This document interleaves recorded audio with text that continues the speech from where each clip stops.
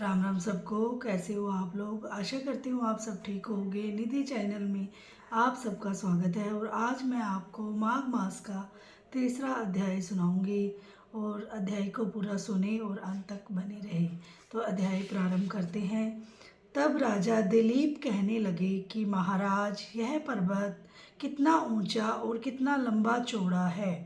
तब वशिष्ठ जी कहने लगे कि 36 योजन ऊंचा, ऊपर चोटी से 10 योजन चौड़ा और नीचे 16 योजन चौड़ा है, जो हरी, चंदन, आम, मदार, देवदारू और अर्जुन के वृक्षों से सुशोभित है।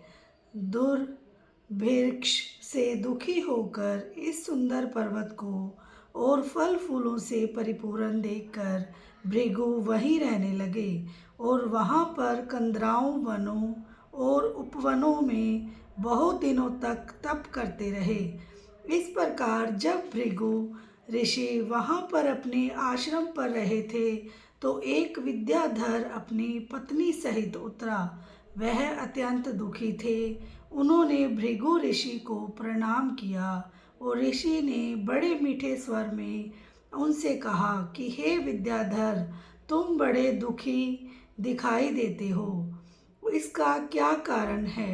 तब विद्याधर कहने लगा कि महाराज, पुण्य के फल को पाकर, स्वर्ग पाकर तथा देवतुल्य शरीर पाकर भी मेरा मुख व्याघ्र जैसे ही यही कारण मेरे दुख और अशांति का है।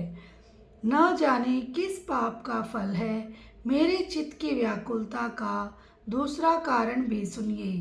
यह मेरी पत्नी अति रूपवती, मीठा वचन बोलने वाली, नाचने और गाने की कला में अति प्रवीण, शुद्ध चित्त वाली, सातों सुरों वाली, वीणा को बजाने वाली, जिसमें ने अपने कंठ में गाकर नारद जी को प्रसन्न किया, नाना स्वरों के नाद से वीणा बजाकर कुबेर को प्रसन्न किया, अनेक प्रकार के नाच ताल में शिवजी महाराज भी अति प्रसन्न और रोमांचित हुए।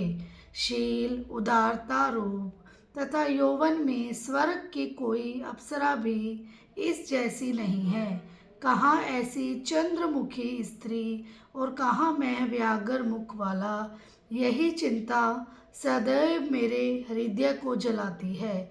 विद्याधर के ऐसे वचन सुनकर तीनों लोकों की भूत, भविष्य और वर्तमान की बात जानने वाले तथा दिव्य दृष्टि वाले ऋषि कहने लगे कि हे विद्याधर, कर्म के विचित्र फल प्राप्त हो जाते हैं।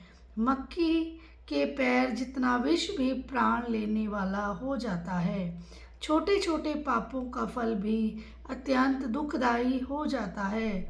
तुमने माघ मास की एकादशी का व्रत करके द्वादशी के आने तक शरीर में तेल लगाया। इसी पाप कर्म से व्याग्र हुए एकादशी के दिन उपवास करके द्वादशी को तेल लगाने से राजा पुरुरवा ने भी कुरूप शरीर पाया था। तब वह अपने कुरूप शरीर को देखकर दुखी होकर हिमाचल पर्वत पर देव सरोवर के किनारे पर गया।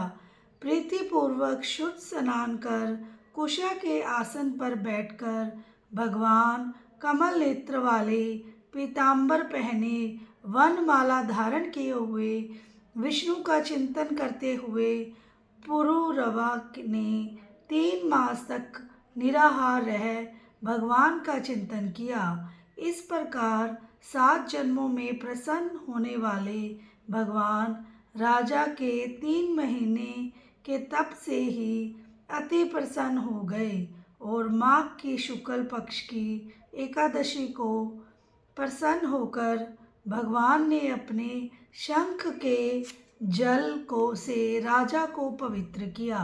भगवान ने उसके तेल लगाने की बात याद दिलाकर सुंदर देवताओं का सा रूप दिया, जिसको देखकर उर्वशी भी उसको चाहने लगी और राजा सुकृत्य होकर अपनी पुरी को चला गया।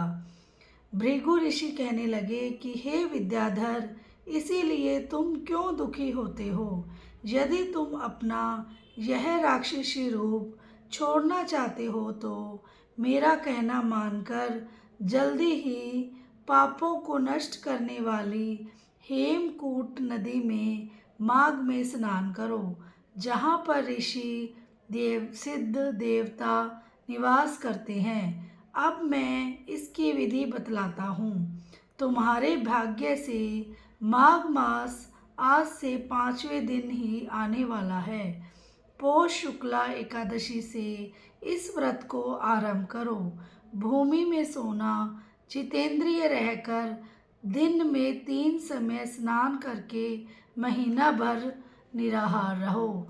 सब भोगों का त्याग कर तीनों समय को शिवजी स्तोत्र और मंत्रों से पूजन करोगे तो तुम्हारा मुख कामदेव के समान हो जाएगा और देवता भी तुम्हारा मुख देखकर चकित हो जाएंगे और तुम अपनी पत्नी के साथ सुखपूर्वक क्रीड़ा करोगे। माघ मास के प्रभाव को जान कर सदा माघ में स्नान करो।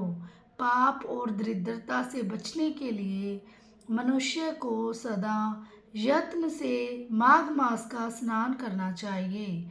यह स्नान सदा सब दानों और यज्ञों के फल को देता है और पापों को क्षय होता है। वशिष्ठ कहते हैं कि हे राजा दिलीप, कि यह कथा भृगु जी ने विद्याधर को सुनाई। माघ स्नान योगों से भी बढ़कर यज्ञ तथा यज्ञों से बढ़कर गर्जना करता है। पुष्कर, कुरुक्षेत्र, ब्रह्मवर्त, काशी, प्रयाग तथा गंगा सागर जैसे संगमों से मनुष्य को जो फल 10 वर्ष में मिलता है, उतना ही फल माघ मास में स्नान करने से 3 दिन में मनुष्य को मिलता है। इसमें संशय नहीं है कि चिरकाल तक स्वर्ग में रहने की इच्छा करने वाले मनुष्य को सदा यत्न से माघ मास में स्नान करना चाहिए। आयु, आरोग्य, धन रूप कल्याण और गुण प्राप्त करने वालों को माघ का स्नान कभी नहीं छोड़ना चाहिए। स्नान करने वाला इस लोक तथा परलोक में सदा सुख पाता है। वशिष्ठ जी कहते हैं कि हे दिलीप, भृगु जी के यह वचन सुनकर वह विद्याधर अपनी स्त्री सहित उसी स्थान पर पर्वत के झरने में माघ मास का स्नान करता रहा और उसके प्रभाव से उसका मुख देव सदृश हो गया और वह मणिग्रीव पर्वत पर आनंद से रहने लगे। और भृगु जी भी नियम की समाप्ति पर शिष्यों सहित इवा नदी के तट पर आ गए। बोलो श्री शंकर भगवान की जय हो, श्री विष्णु भगवान की जय हो। ये था हमारा माघशीर्ष महात्म का 3रा अध्याय और आशा करती हूँ आपको अध्याय पसंद आया होगा और अगर मुझसे कोई गलती हो गई हो तो मुझे क्षमा करना।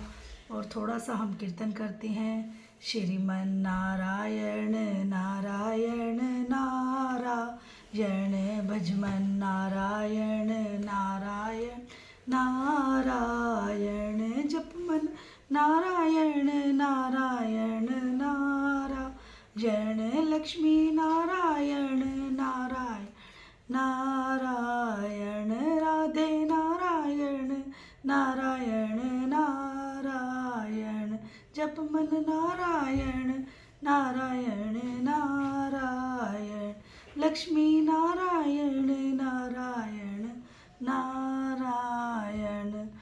और वीडियो को लाइक, चैनल को सब्सक्राइब करना बिल्कुल ना भूलें जो भी चैनल पे नए हैं, और बेल आइकन को ज़रूर प्रेस करें ताकि मेरी वीडियो की नोटिफिकेशन आप तक पहुंच जाए। और आपकी लाइक सब्सक्राइब से बहुत ज़्यादा मोटिवेशन मिलती है और जो अच्छे अच्छे कमेंट करते हैं उन सबका बहुत बहुत धन्यवाद। और आप सबके सपोर्ट की मुझे बहुत ज़्यादा ज़रूरत है। और मिलते हैं नेक्स्ट वीडियो में। राधे राधे।